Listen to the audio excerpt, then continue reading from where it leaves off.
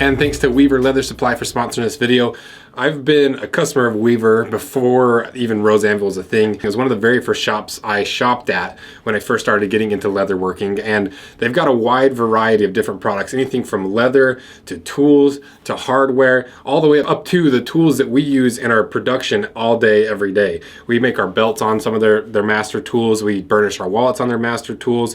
So it's a really good resource from anyone from starting out with leather working or even buying some conditioners and stuff like you saw in this video, all the way up to a larger small scale production like we have in the back of the shop. But the thing that really makes Weaver stand out to me is how knowledgeable they are and how easy they are to talk to about all the different products they have.